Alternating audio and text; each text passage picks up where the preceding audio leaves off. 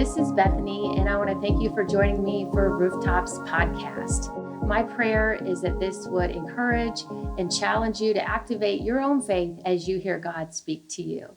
So today I want to talk about being in position. And what I have found is that the devil will try to do anything to get us out of position. Maybe you're thinking, Bethany, what position are you talking about? I'm talking about being in position to receive what God has for us. So the phrase in position, it just simply means to be able to do something. It's this act of placing or arranging our lives in a certain way that we'll be able to do something or receive something. It may sound something like this. I'm not in position to take this job because I don't have the experience that it would require.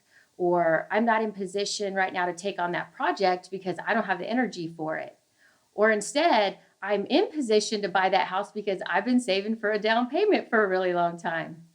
Or I'm in position to take on that role in children's church now because God has been growing my patience with my own children lately. So yeah, Satan tries to get us out of position, and he even tried to do this with Jesus. And so I want to read Matthew chapter 4, verses 1 through 11.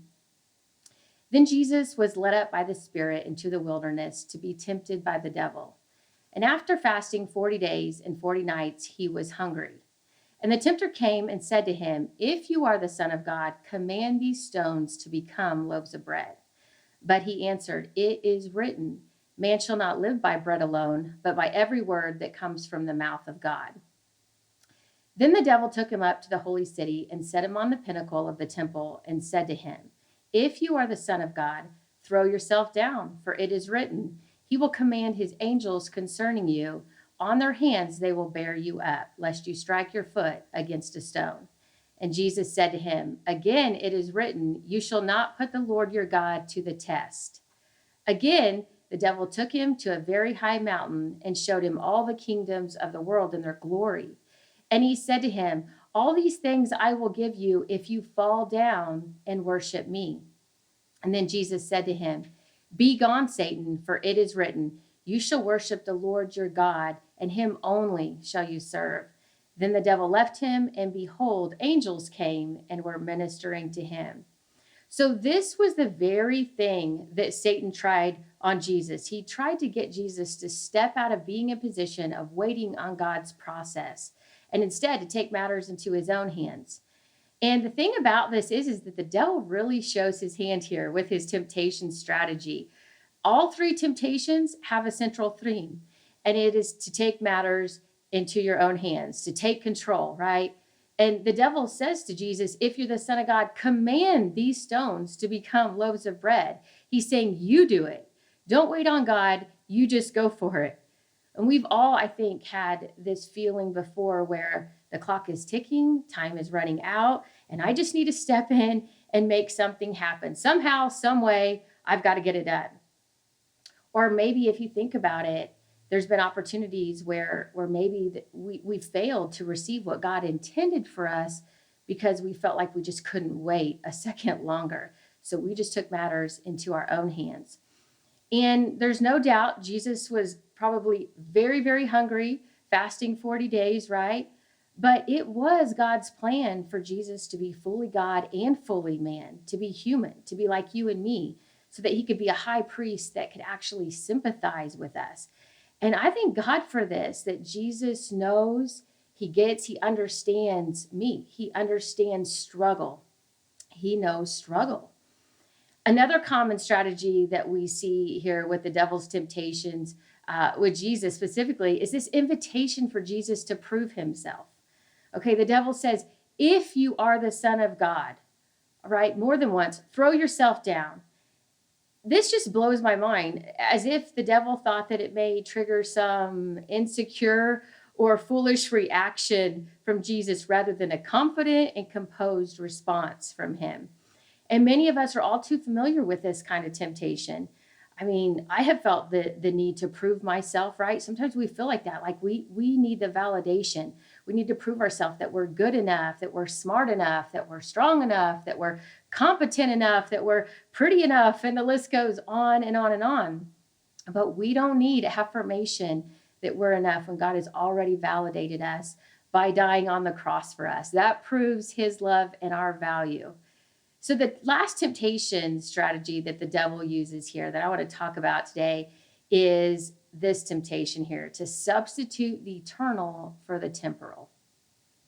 And Satan gets so bold at the end of this passage, and he goes right to the point. He gets right to the heart of the matter.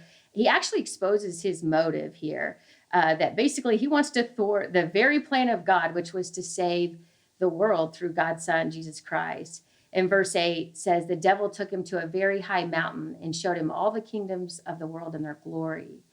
And these I will give you if you fall down and worship me.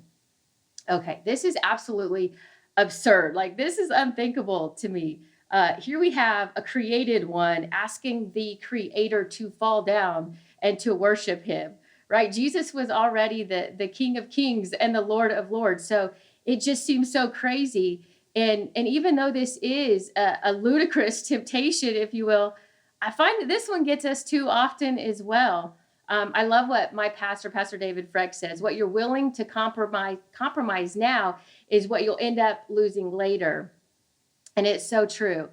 We need to realize that the very thing that Satan is trying to tempt us with, the very thing that he's trying to convince us that we need, and that we need it now, is the very thing that will actually pull us out of position to receive what God has for us, what he intends to give us. And what God has given us in Christ, what he's planned for us, it far surpasses any substitute that Satan could come up with. And all these strategies to get us out of position have this one thing in common: take the easy way. And who doesn't love a shortcut, right? I love a shortcut. But maybe you've heard that saying, good things come to those who wait. And it's true. Isaiah 64:4 says, for since the world began, no ear has heard and no eye has seen a God like you who works for those who wait for him. I love that.